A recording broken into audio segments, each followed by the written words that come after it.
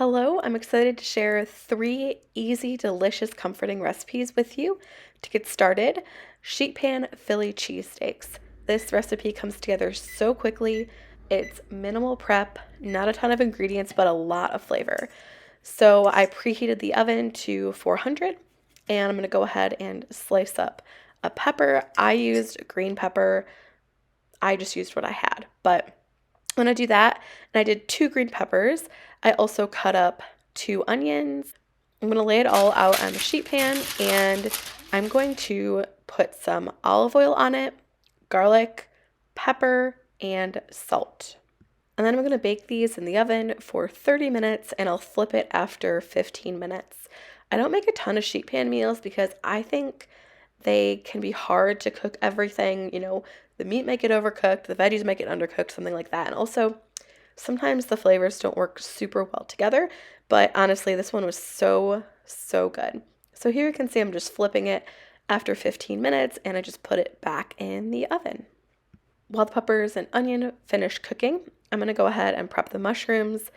I love mushrooms, but if you don't like them, you could totally skip it and this meal would still be really delicious. But I'm going to go ahead, slice up the mushrooms, prep the sauce for the meat. So it's balsamic vinegar, tamari. You could use soy sauce instead, and then garlic powder, onion powder, and Italian seasoning. So now that I have the veggies out, I'm going to go ahead and slide everything over to one side, and I'm going to add in the mushrooms. I'm also going to add a little bit of olive oil to the mushrooms just so that they kind of roast up really well.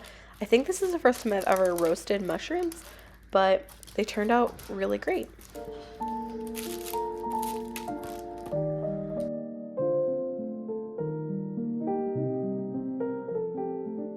Now it's time to season up the beef. So I just bought shaved steak. I got it from Trader Joe's. So you could buy that, or you could just cut your own flank steak. I made a recipe yesterday. It was beef and broccoli, and I just bought flank steak and really thinly sliced it. But I think that would work really well. Obviously, shaved steak will save some time, which is really nice. But I went ahead and seasoned it, and I used 2 different kinds of balsamic vinegar just because that's what I had.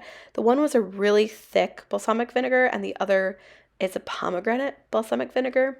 They worked super well. Definitely use whatever kind of, balsamic vinegar that you have. But I loved that flavor with the beef.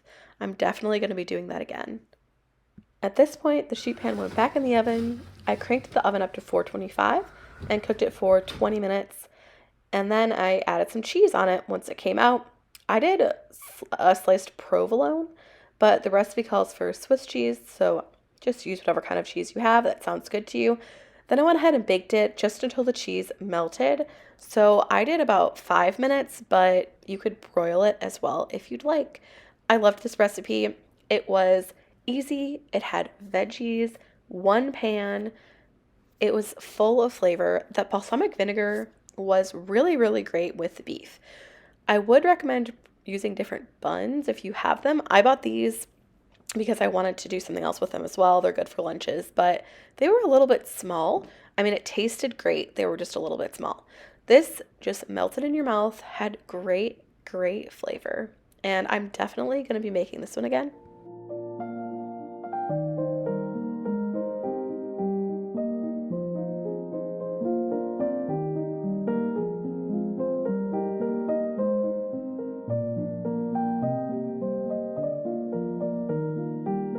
I will link the original recipe that I used, and I'm going to make some changes, but I did freeze half a can of tomato paste. So I just took that out of the freezer. It's early in the morning. I'm going to make this closer to dinner time, but I thought I would prep things now. So I'm going to put this in the fridge for now. I washed an onion and 3 zucchini. I'm going to go ahead and peel and slice the zucchini. I like my zucchini to be peeled. I've learned that I just don't like the peel. I think sometimes it can be a bit tough. I'm going to dice the onion, slice and peel these. I'm making Ratatouille Bake. This might be my all-time favorite recipe. It's at least one of my top 5 favorite recipes. It has great, rich flavor. It's cheesy. It goes great on pasta, but you could, not use pasta if you don't want to. My husband thinks it's good, but I love it. As you can see, I like to slice my zucchini fairly thin. I'm also going to go ahead and chop up the onion. And I think this is kind of like a meat sauce. but it has zucchini and cheese on top. So that gives you an idea of what it's like. I've got my lineup going over here for everything that we need to make dinner, besides the ground beef. It's also almost Christmas, so that's why I have some wrapping paper scraps there. But I have the zucchini and the onion that I chopped up earlier. This is what I'm going to bake it in. The tomato paste has thawed, so that's really good. I'm using some just store-bought marinara, salt, pepper, Italian seasoning, garlic, and then I'm also going to serve this over pasta. I was debating if I should bake the pasta with everything and do like a 9x13, but I just decided to do the meat and sauce and zucchini in here, cook the pasta separately. I'll put some butter and salt on the pasta, and that way it'll taste good on its own, and it'll also taste good with all of these other ingredients.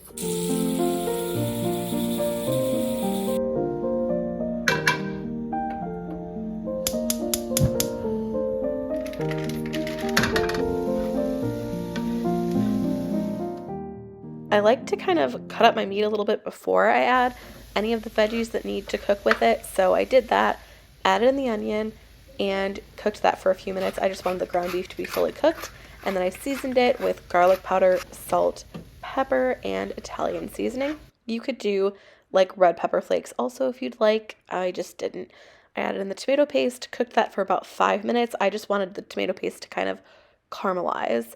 And I added in sauce and extra seasoning, garlic powder and Italian seasoning, a tiny bit of salt to the marinara as well, added in the meat, and I've also made this a few other times, and I've added in the sauce to the pan. So I added the sauce in with the meat and mixed it in the pan versus mixing it in the baking dish, but either one works really well.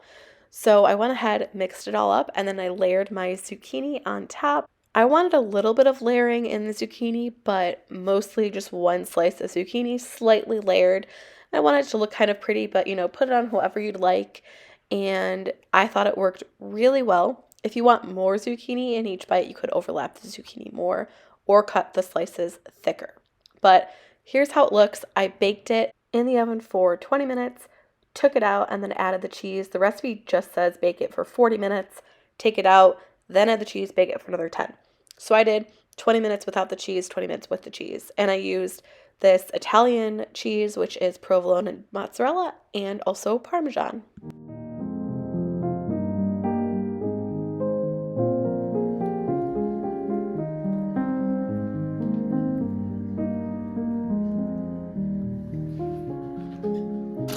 At this point, I went ahead and started cooking the pasta, so everything would be ready at once. Added salt to the pot when I added the pasta. And here's that bake out of the oven. You could hear that sizzle. As I said, I would describe this as a rich meat sauce with zucchini and cheese on top. The zucchini does not get crispy. It's soft, but it doesn't fall apart. It holds its shape really well. It's not mushy. It's a really great texture, even with like the wet kind of sauce underneath it and the cheese on top. But I added butter to my pasta, a tiny bit of salt, just so that if we had some plain pasta without the sauce on top, it would still taste really good. And yeah, we all loved it. I'll link the recipe below.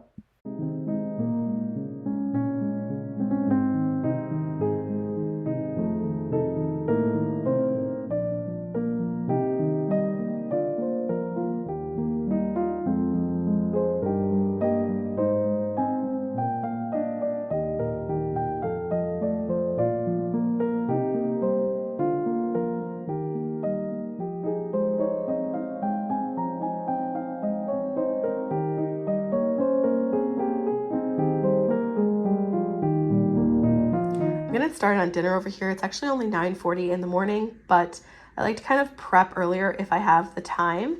And my daughter doesn't have preschool today, so I have the time. So I'm gonna go ahead and peel and mince all of this garlic. This is fresh garlic from my brother's garden that I've had for a couple of months, and it still looks great. And then I'm gonna chop up an onion and then peel and chop up this carrot. And I'm making a tomato pastina soup for dinner tonight. Pastina is actually the type of pasta.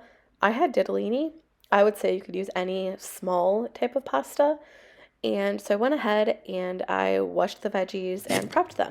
So I chopped up the carrots and the onion. I minced the garlic. I actually minced double the amount of garlic that I was going to use so I could freeze the other half for another time. I like to prep veggies whenever I have time. So on this day, I did it early in the morning, went ahead and closed it up, put it in the fridge for when I was going to actually make dinner. For the soup, I didn't actually read the recipe properly before I went to the grocery store, so I only have one container of this chicken broth, and I've actually already used a cup of it.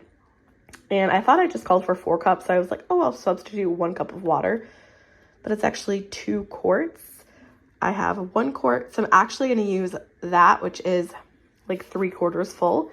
Plus this, since it is kind of a creamy, tomatoey soup, I thought this would work really well. I'm just using what I have over here. I also have ditalini pasta. I'm using that. I don't actually have the pastina shape of pasta. I did remember to buy this tomato paste though, so that's really good. I'm getting my pot on the stove. I am sorry my stove isn't completely clean, but just trying to get going with dinner here. And I've cooked already today. So I'm doing 3 tablespoons of olive oil. It does call for 4 tablespoons. I'm just reducing that a little bit. I've let the oil heat up for a few minutes. So I'm gonna go ahead and add in the chopped veggies. I'll add in the garlic in a few minutes. And I just want to cook this until it softens. So I'll probably let it cook for 5 or 10 minutes. At this point, the onion is translucent, so the onion is done. But I really don't like crunchy carrots in my soup. And they are slightly fork tender, but they're definitely not cooked yet. It's been about 8 minutes, so I'm just waiting. I'll probably wait, it'll probably take about 5 more minutes maybe. And I'm just waiting for the carrots to get a bit softer. It's been 12 minutes and I'm happy with how soft the carrots are. So I'm gonna go ahead and add in garlic.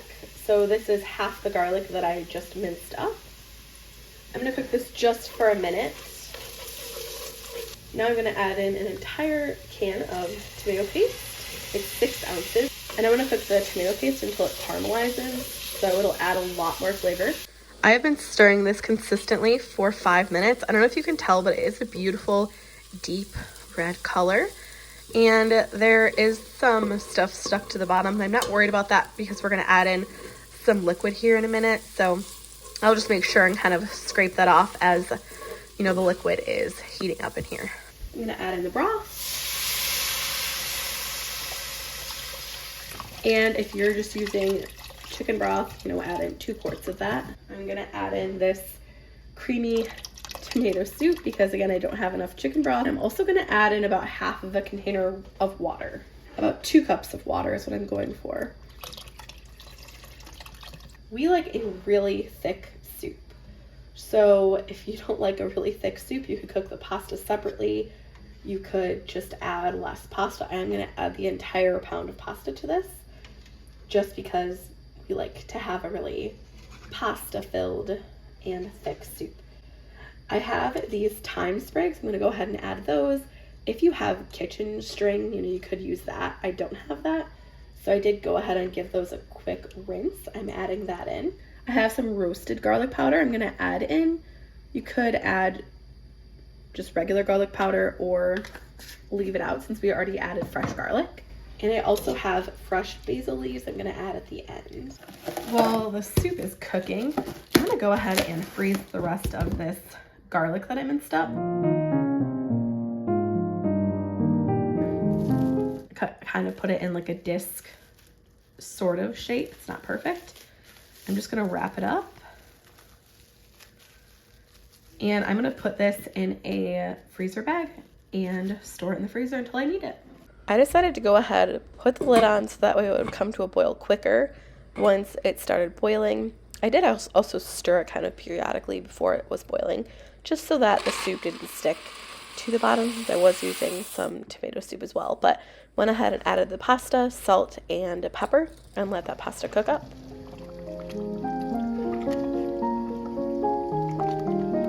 But at this point, I'm going to take out the thyme sprigs.